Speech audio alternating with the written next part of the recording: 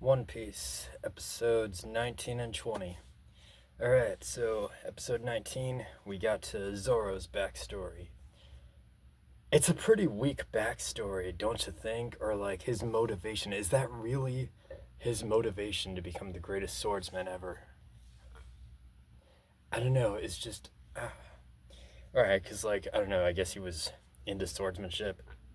Then he went to a dojo, and, the his rival was this one girl, the daughter of the swords master, and Zoro lost, and so he's like, "All right, I'm gonna get better." And then he kept training, and he could never beat her. And I guess they kind of had a rivalry or friendship. I mean, they showed the girls thing, and of course, it's that thing where it's like, she's being kept down because she's a woman or whatever. I mean, also Zoro, she looked like she was older than you by like, a few years even. So like, chill out, man. Of like that you lost to her. It happens. All the other dudes look like the same age, like they're like 7 or something. She looks like she's 12. So, Zoro, chill out. Anyway, she's doing this whole thing of like, I want to be the greatest swordsman so I can, like, despite being a woman and all that. And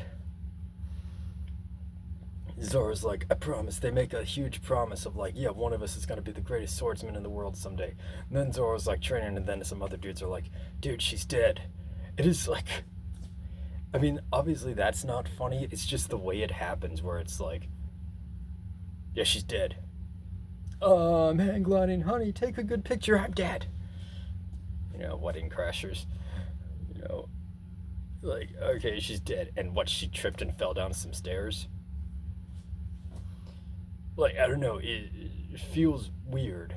Like, it's trying so hard to be emotional and all that. And again, this is like the and it was kind of emotional. Again, it's like Bridge to Terabithia, where it's like, hey, this is something that happens. Sometimes you might be friends with someone and then they'll just like die. That happens.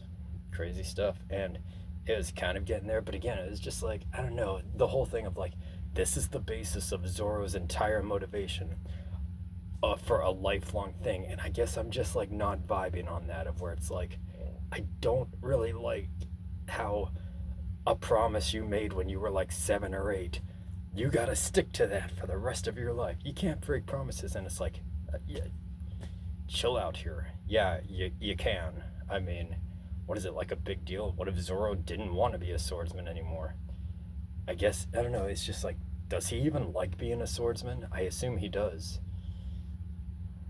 But it's like, if it's really just to fight for the, you know, remembrance of his friend. I mean, she didn't hold on to her promise. She let herself die by falling down some stairs. So, I don't know.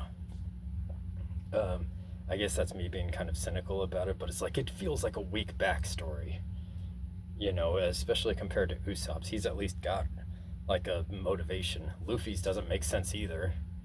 So, right now, Usopp's the only one who makes sense. Anyway, so they come across these two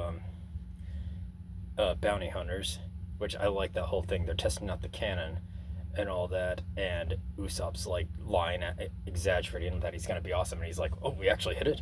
Yeah, I'm awesome. Yeah, you know, that was cool." I like how they actually addressed scurvy. One of the bounty hunters was sick, and it's like, it's because of scurvy. It's like, cool. Please at least get some details related to how pirates actually, you know, would live. So, all right. So I like that.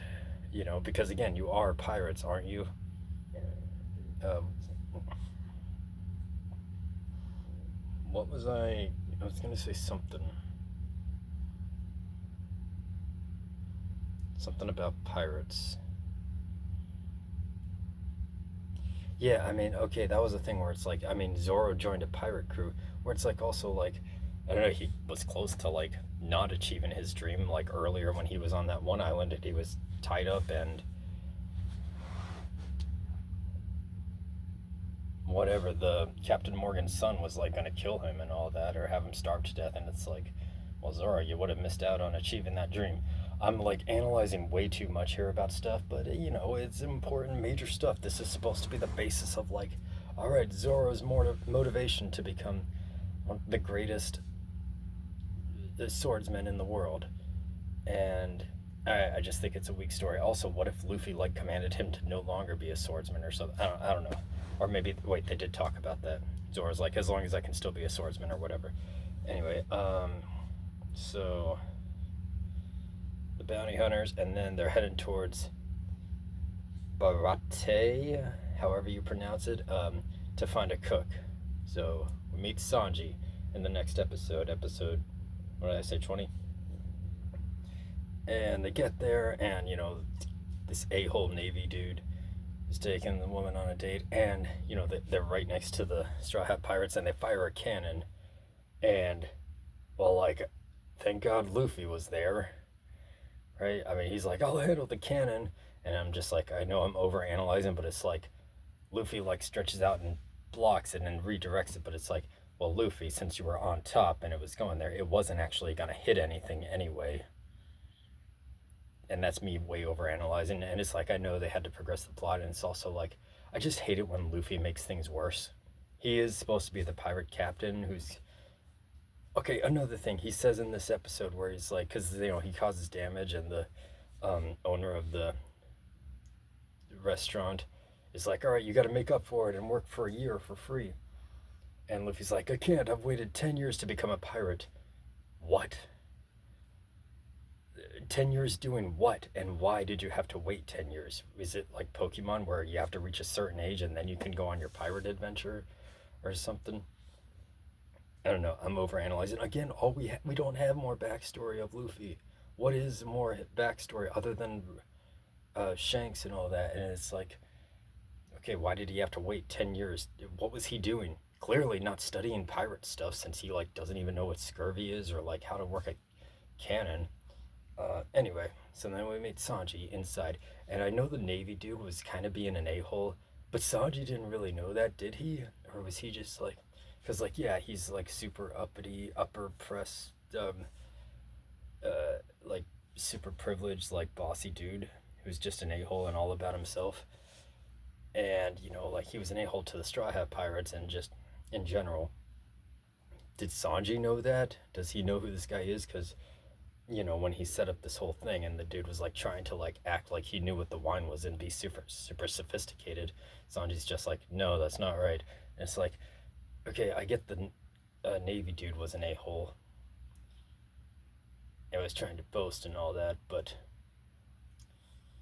Sanji kind of like, a little unpleasant on your part. Clearly the dude was trying to impress his date.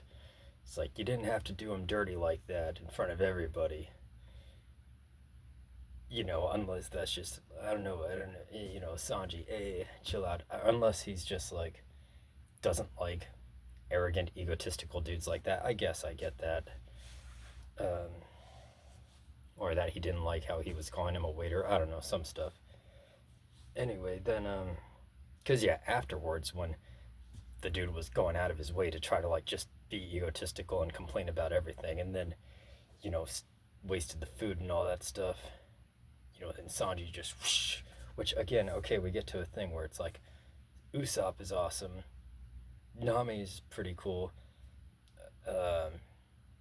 and Sanji, even just based on this episode, is super awesome and epic. Like, dang, that was some intense stuff. And it's like, all of these other characters are way more interesting than Luffy, who's, I know it's like they're all main characters, but Luffy's supposed to be the one going to One Piece. All of the other characters are more interesting. This is like in Naruto. That was the main problem with Naruto, is that with Naruto and Sasuke, literally every other character was more interesting and entertaining than Naruto and Sasuke. Especially Naruto. All of the other characters are way more interesting, and you want to like root for them and watch them more than Naruto. So it's kind of like that. Luffy's kind of got that problem. I'm way more interested in all the other characters. Anyway, looking forward to what happens. Some stuff, a lot of stuff is happening. I like the bounty hunters are in it. I like that. I assume they're not main characters, because since like they're not even in the opening credits, which yeah, the opening credits are awesome. I sit through them every once in a while. It's like, they really capture that feeling of adventure, like anime adventure.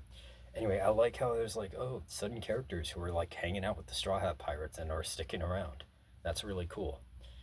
That it's not like just episodic. There is just stuff is happening. It's a story.